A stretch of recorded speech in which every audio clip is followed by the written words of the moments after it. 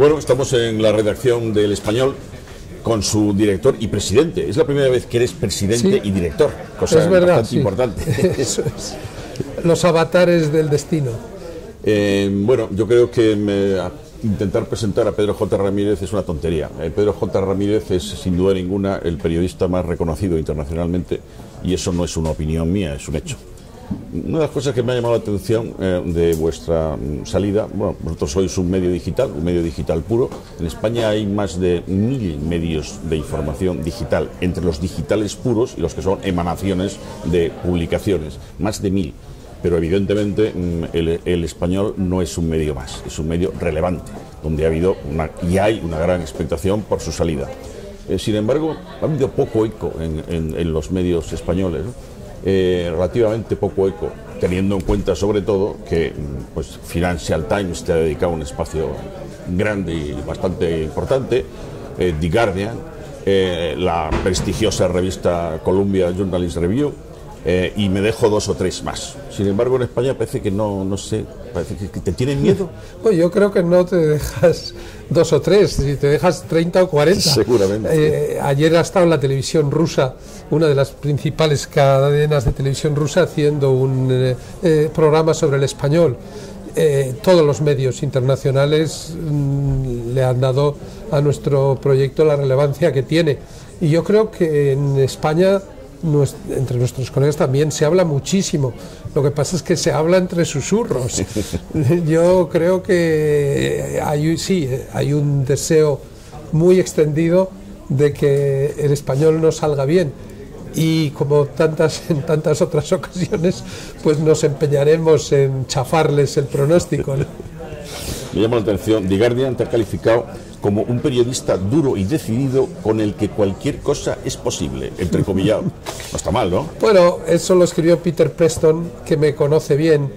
Peter fue director del Guardian durante bastante tiempo, y al comienzo, en la primera etapa del Mundo, estuvo en el Consejo de Administración, porque el Guardian tuvo un 4% del Mundo en sus inicios, luego lo vendieron, y bueno, yo no sé si es un comentario amistoso, pero en todo caso es el comentario de alguien que me conoce. Esta mañana he estado en el foro de Nueva Economía, donde la persona que iba a mostrarse era Antonio Caño, el director del País, lo ha presentado Cebrián, pero tal vez lo más interesante, al menos a mi criterio, lo ha dicho en un momento Cebrián, que ha intervenido poco.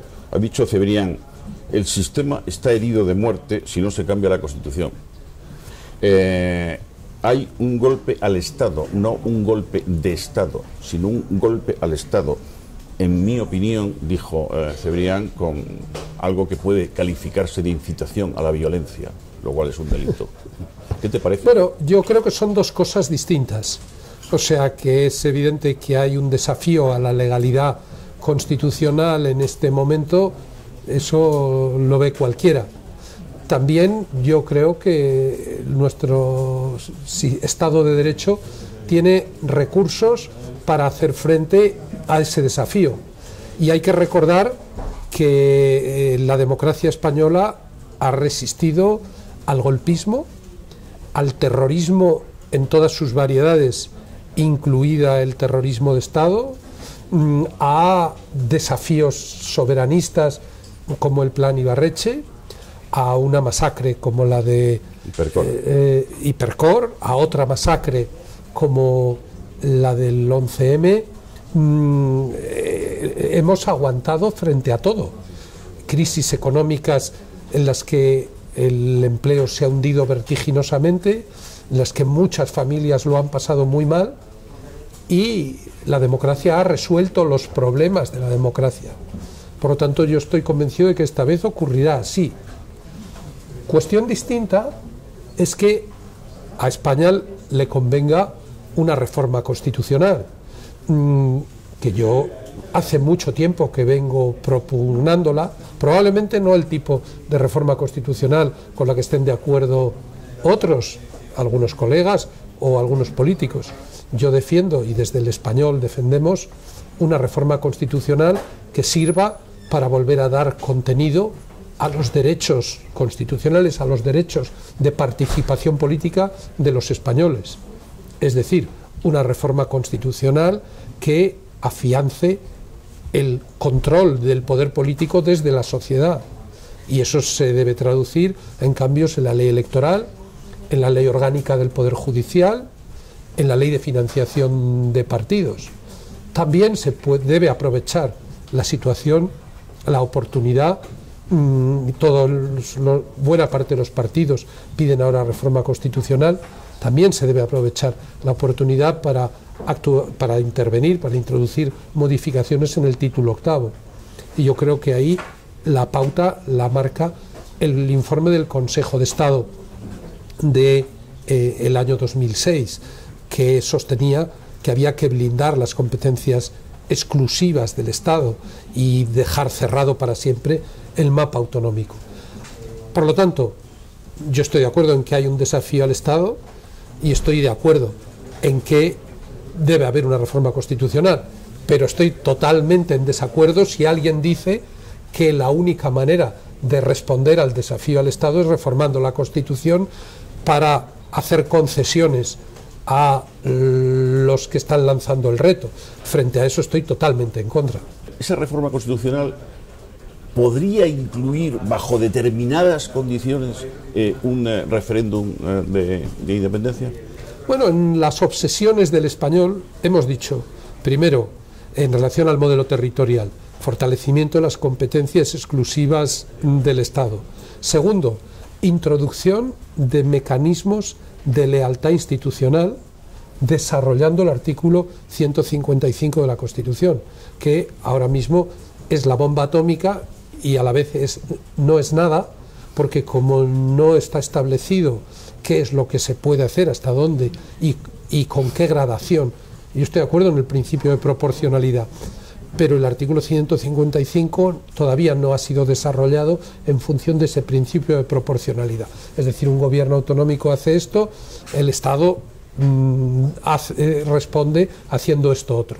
Eso es, yo creo que debe haber una ley que desarrolle el artículo 155.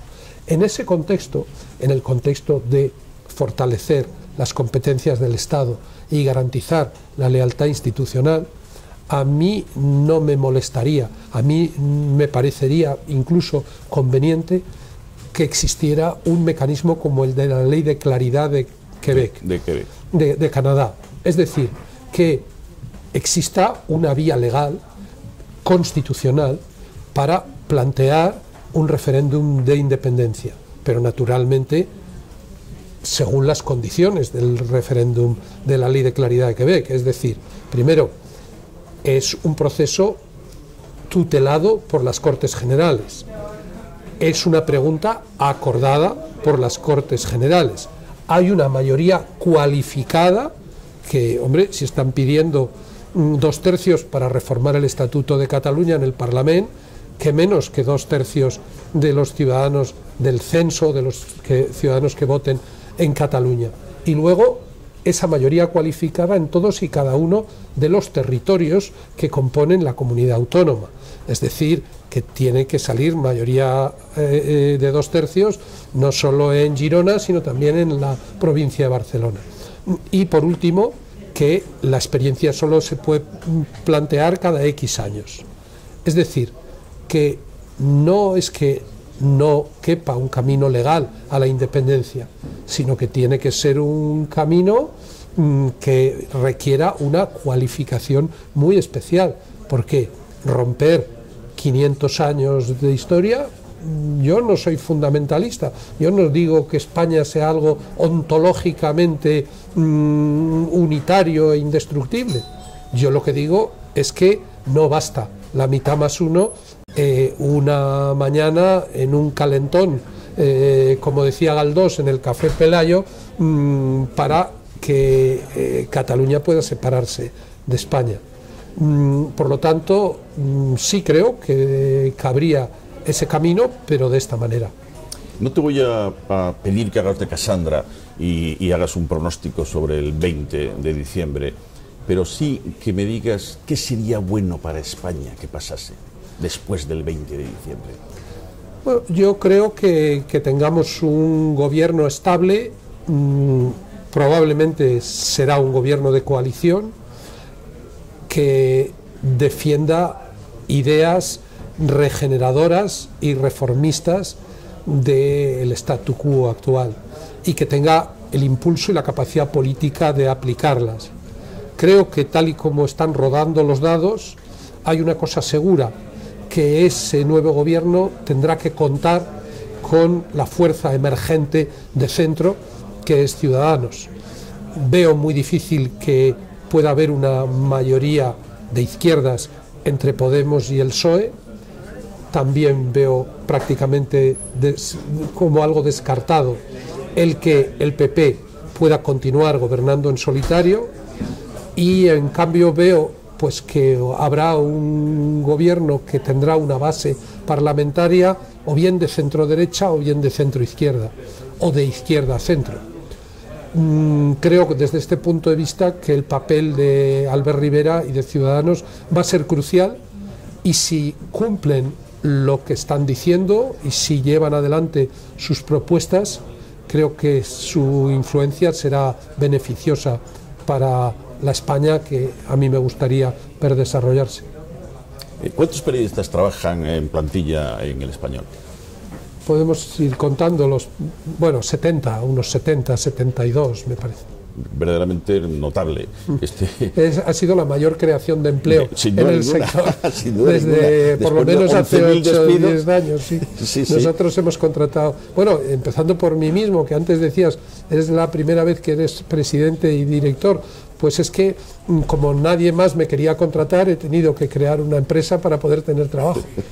Bueno, hay que felicitarte por ello, porque una persona que realmente se arriesga con su propio dinero en una gran medida para crear tantos puestos de trabajo en una profesión tan machacada como esta, pues es realmente para felicitarte y desearte todos los éxitos. No tengo ningún mérito, porque cuando uno tiene la pasión por lo que hace, y cuando yo pienso además que el periodismo pues es la manera más digna de que cada uno tenemos para invertir nuestra vida en este mundo, pues no tiene ningún mérito hacer lo que te pide el cuerpo, ¿no? Hace unos pocos días en México, en el Congreso de la Gran-IFRA, la Asociación Mundial de Editores de Diarios, su presidente, Tomás Brunegart, afirmó que no hay un modelo de negocio para la industria de la información en la era digital y que tal vez nunca lo habrá. Vuestro modelo se basa, si no tengo mal entendido, en un 50% de ingresos por suscripciones y otro 50% por la publicidad. Bueno, ese es el objetivo. Al principio los ingresos por publicidad van a ser aproximadamente el 80% y las suscripciones un 20%, pero la idea es que a medida que pase el tiempo irá tendiendo a nivelarse. Yo no estoy de acuerdo con que no haya un modelo de negocio. El New York Times acaba de anunciar que tiene 1 millón de suscriptores digitales y que empiezan a cuadrarle las cuentas, precisamente compensando con el negocio digital todas sus pérdidas. Entonces, ¿cómo ves tú el modelo de negocio en la era digital de los medios de información? Pues lo veo de esta manera, como un modelo mixto en el que, por un lado, se busquen los ingresos publicitarios en función de la audiencia, en función de los millones de usuarios que tengamos en Internet, en nuestra página web, y por otro lado con un producto premium que en nuestro caso es el primer periódico diseñado específicamente para móviles y tabletas, la edición del Español que tenemos aquí delante, pues conseguir fidelizar y obtener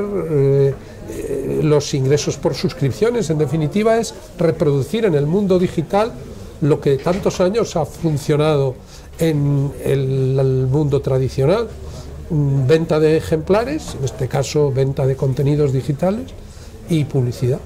Para cualquiera que se pase por el flujo de imágenes y tipografía que es El Español, lo primero que ve es que se parece bastante poco a casi ningún medio en España. Yo diría que a ningún medio en España.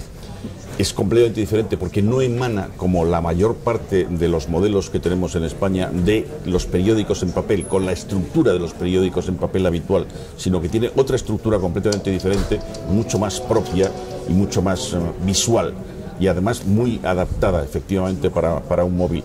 ¿Te has fijado en algún modelo especialmente, no digo que lo hayas copiado, ni mucho menos, pero te has fijado en alguno internacional que te haya gustado especialmente? Bueno, yo me quedé con la idea de que el problema con la experiencia que hizo Rupert Murdoch hace unos años, sí, con The Daily, era que primero que llegaba demasiado pronto, cuando todavía las tabletas y los smartphones no tenían un nivel de penetración suficiente, y en segundo lugar que aunque era un producto atractivo desde el punto de vista visual, no contenía contenidos periodísticos brillantes. Efectivamente. En todo caso, yo creo que la edición del Español se parece más en sus referencias visuales a un medio impreso, que aún tiene todo este homenaje a la tipografía clásica, al itinerario,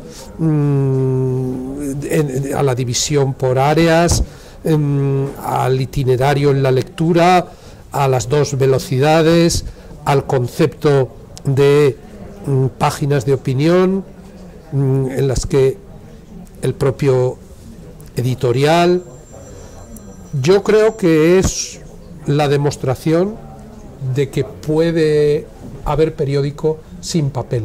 No solo periodismo, que por supuesto que lo puede haber, sino que puede haber y que habrá periódico sin papel. Porque la experiencia de la lectura del periódico como un resumen jerarquizado que incluye el punto de vista de aquella redacción en la que tú confías para recibir un resumen del día y para tener conciencia de cuáles son las cosas más relevantes y de cuál es el ángulo, esa mirada sobre la sociedad, que en definitiva es la esencia de un periódico, se puede reproducir con muchas más prestaciones, con una experiencia mucho más rica en los soportes digitales que en el que ha sido el soporte impreso tradicional. Antes hablábamos de la publicidad y de la publicidad nativa. Que alguna publicidad nativa en algunos medios digitales va más allá de lo que es el brand content. O sea, por ejemplo, BuzzFeed hace otro tipo de cosas. Ya en la edición, en los números cero, desde los números cero ya tenemos, sí, perdón. Sí, hay una gran polémica en el tema. ¿Dónde están los límites? Antes había un muro entre la parte publicitaria del periódico y la parte redaccional del periódico. La publicidad nativa, alguna publicidad nativa que está muy en boga, rompe absolutamente esa barrera. Eso es inaceptable y eso es un error. Y yo sí que creo que puede haber cooperación entre una empresa, un banco, una empresa energética o del sector sanitario. Sí que puede haber cooperación con un medio para identificar ámbitos de interés común, pero el contenido, el control de los contenidos, en el control de los contenidos la última palabra tiene que ser siempre la del medio, y el criterio y la prioridad tiene que ser el interés de los lectores, no el del patrocinador. Google News ha cerrado en España, lo cual es un caso prácticamente inédito. Yo creo que por una política completamente equivocada de intentar que pagasen por enlazar. ¿Tú ves a Google como un competidor o lo ves como un posible aliado? Yo lo veo muchísimo más como un aliado que como un competidor. Yo creo que todos los desarrollos en el mundo digital requieren know-how e inversión en tecnología, y creo que Google está tan interesado como los propios editores en desarrollar un mercado viable en el sector de la comunicación, igual que en el sector de la música o en el del cine.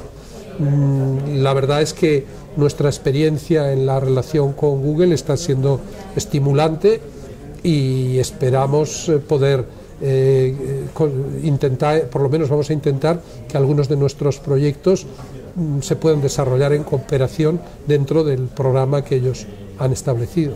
Esta mañana Antonio Caño ha dado un dato interesante, ha dicho que el 80% de su difusión en redes sociales le viene de Facebook, que Twitter él no lo ve como algo importante desde el punto de vista de la difusión del periódico, que ve mucho más importante a Facebook. De hecho, el 80% dice que viene de Facebook. ¿Qué te parece? Bueno, creo que son dos redes sociales distintas y creo que son complementarias. Pero es verdad, también en nuestro caso no en esa proporción, pero también tenemos un tráfico muy importante que procede de Facebook. Sin embargo, Twitter es un magnífico tablón de anuncios y es un magnífico lugar para poner un reclamo, para atraer gente que a lo mejor luego va a difundir las historias por el canal de Facebook. Pero a mí me parece que Twitter es complementario y muy útil en todo caso. Sí, antes hablábamos de Google. Google ha puesto 150 millones para proyectos que puede presentar una persona individual para Europa a 3 años. 150 millones para países de la Unión Europea, 3 años. Cualquiera puede optar, o un proyecto que no haya nada hecho, pero que opta a hasta 70.000 euros a fondo perdido que lo da Google, pero luego hay otra serie de desarrollos. ¿En algún momento os habéis planteado la posibilidad de presentaros algunas de estas?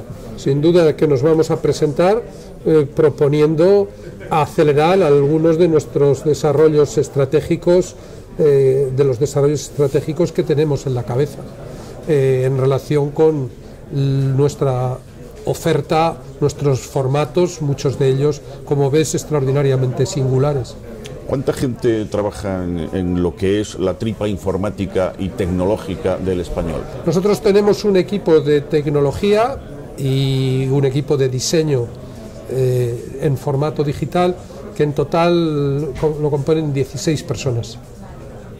Sí, 16, 17. ¿No te parece que cada vez las empresas periodísticas son más 50%, o por lo menos va a ser 50% información y 50% tecnología? Hombre, no sé si tanto. Desde luego no habrá ninguna empresa periodística en España que tenga casi un 20% de su personal con la cualificación de los ingenieros y diseñadores electrónicos. Se nota ahí. Y bueno, pues lo que queda es desearos que tengáis muchísimo éxito. Muchas gracias. Bueno, seguiremos muy al tanto las novedades sobre el sector que Mediatix y todos vuestros productos nos van suministrando. Gracias.